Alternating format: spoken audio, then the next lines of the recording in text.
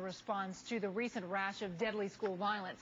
Republican Frank Lassay wants teachers to be allowed to carry guns in school. I believe that what we will do is have the guns under lock and key. It should be anonymous, so no one knows if or where the guns are. That way it'll be safe from children in the schools, and only in the event that someone comes into a school with a gun with bad intent, would that gun be taken out from underneath the lock and key. The representative with his young daughter on his lap there. Let's bring in radio talk show host Mike Malloy and Steve Malsberg. Hey, you guys heard me tell the weather guy about my little brothers and trying to keep them apart. Don't make me go all big sister on you, okay? Hey, Contessa, I'm more than content to be polite and intelligent and entertaining. It's the Republican. Right, that's why he called me a name and mocked my laugh, because he wants to be polite. We've already got it started, and I haven't even asked a question about arming teachers yet. Okay, so here's, this representative says, look, if you had teachers in classrooms with gun under lock and key, mind you, in a special locked cabinet, but available in the case that a disgruntled student or a disgruntled gunman came in and were threatening staff and children, that you would have someone there with equal force. What do you think of the idea, Steve? I think it's a great idea. I think once the teacher passes a background check and is trained in the use and proper safety of firearms, I think you'll see a deterrent. Right now we have not only no guns in schools, we have no gun zones for a mile in every direction around the school. Any nut or anybody with the intent of doing what the 3 people who have done it in the past month or so want to do, they know they could do it with impunity and nobody could threaten them. But we have a bigger problem than just the lone nut. We have the threat of terrorism.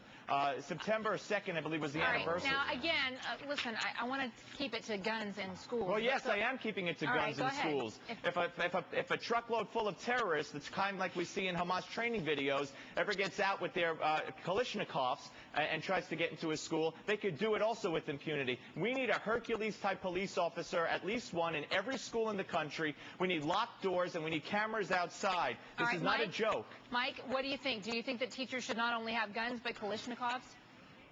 I didn't say that. I don't know where to start with it. This is insane. First of all, let me say I'm a gun owner. I'm a hunter. I'm one of those liberals that does not see anything necessarily wrong with guns as long as it's responsible gun ownership. But isn't it typical? I was going to say amazing, but it's not. That it's a Republican who now wants to take guns into a school. I'm not surprised about Malsberg. He doesn't know how to pronounce Kalashnikov to begin sir, you're with. Such a fool. You're really such a, you don't know anything about me, sir. Most Republicans, well, I know enough. Most Republicans, the motto of the Republicans is simply, if you can't buy it, kill it. Right. We're looking to kill people. If you can't own it, shoot it. Contessa, in states the all over this idea country, of allowing... go ahead, Steve. In states all over this country, we have right-to-carry permits. And when you talk about that in liberal states in the Northeast, they say, oh, turn it into the wild, wild West. People be shooting each other in bars and streets. Yeah, it doesn't happen where people carry guns. But, Steve, Mike is saying that he is a gun owner. He's not apparently, you have an audience back there, Steve. How fair is that? I have a what? An audience. Yeah. Back behind you. Oh, I don't know anything about an audience behind me. I know I'm outnumbered 2-to-1 with the people in front of me. There's an audience behind me, so be it. Oh, come on, Mike and Steve. Oh, Lord have... No, not Mike and Steve. No, Contessa, not Mike and Steve. You don't want a conservative input on this show. The second I start giving an answer, you shut me up. No. So I don't know what you want. No, now I have an audience in the back. I don't know what you're talking about. Good way to kill time instead of hearing the issue. Mike, go ahead. Contessa, another hallmark of Republicans is they're paranoid. Arm themselves, get paranoid. He's got an audience behind him. Uh-oh, watch out. They're invisible people coming down to harass Steve. I just said that because she said it. I didn't say it. Again, you both misrepresenting or the two people in front of him. Oh, my God, there are people in front of him. Oh, watch out, watch out. At this point, I feel like I could use a nap. Mike Malloy and Steve Malsberg. You wonder why you're in last place. Oh, that's kind of a low blow for a Sunday afternoon. I've never been shut up like this on a talk. Well, there we go. We're going to wrap it up there. Thank you, guys. Could 2 of the most infamous groups in the world, Republicans, on a range of issues, including some longtime GOP strengths. Joining us from the Bureau in Atlanta is syndicated talk show host Mike Malloy and radio talk show host Steve Malsberg is here in studio. Great to see you both today. Hi. All right, so moral Great, values. Professor. Republicans have a long-held advantage on this issue. But if we take a look at the Newsweek poll, whom do you trust on moral values? A majority, 42% say Democrats, 36% say Republicans. Hey, traditionally, this is a real Republican winner. So, Steve, how much of this is because of the Foley scandal? Well, how much of it is because of the media coverage of what the so-called Foley scandal? There's one congressman here who sent emails, and, I don't want to get into the whole minutia of the story. The fact of the matter is that congressman is out. So what does the media look at? Oh, what did Foley know, and when did he know it? Yet in the past, when the Democrats have been involved, with Barney Frank having a homosexual prostitute ring being run out of his apartment, or Jerry Franks being censured for his affair with the page, Steve, the media didn't care. Excuse me, I'm going to cut you off there because you're talking about old news. Oh, excuse me, you got to put it in perspective, Contessa. Wait, excuse me. I want to just say that there have been wrongdoing on both sides, sex scandals on both sides, where Republican and Democrats have even had sex with pages. We're talking about the scandal right now. So, Mike, look, Steve brings up a good point. Why are so many Why'd you cut me off if it's a good point? Excuse me, I'm the host. I can cut you off when and for where a good I want. point? That's Mike, interesting. Wow. That's interesting. I feel like I'm taking on Mike's stance here. Mike, why is it that Democrats are just ganging up and piling on for Republicans when so many of these local politicians don't have anything to do with Mark Foley or the chain of command in terms of the leadership in the House? Well, Contessa, in the first place, I don't think this is a Mark Foley scandal or congressional scandal. This is a Republican scandal. And I think the reason Steve is laughing and foaming at the mouth is because he knows this is a Republican scandal. Mark Foley was allowed to do this. The way was eased for him a couple of years ago when Tom DeLay made sure no legislation was passed that would protect children and women who are being sent to the North Mariana Islands.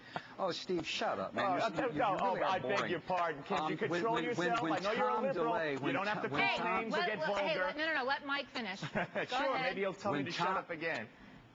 When Tom DeLay passed legislation or prevented legislation from being passed, it would have protected women and children who are being sent from South Asia to the North Mariana Islands to work for American corporations. Now, the legislation this is on point, Contessa. This is really on point. This is really what we're talking about. The kind of sexual exploitation that Mark Foley and all Republicans get involved in. All right, so it's. I'm sorry, go ahead.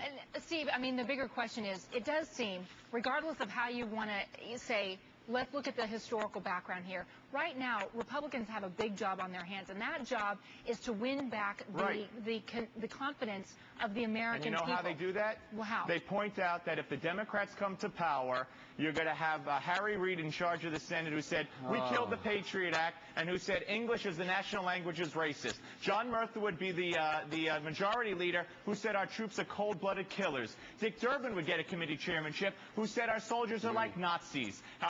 Charlie Rangel would cut off funding and raise for the war and race taxes. Let me ask That's you this. what we have to point out. This Newsweek poll is also pointing out that most Americans now think the Democrats would do a better job leading the war on terror than the Republicans do. I mean, they've lost some real basic ground here on moral values, on the war on terror. How do they bounce back? They just play the Democrats in their own words. Every quote I just said to you is on tape. Play back the tape. Let those be the commercials.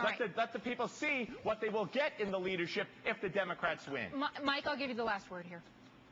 Well, this is so typical. There's no reason for my being here, Contessa. Steve Malsberg is hanging himself and the entire Republican Party every time he opens his mouth. This hyena-like laughing, Steve, doesn't help you. Keep calling the names. You're a liberal. You're proving my point more and more, my friend.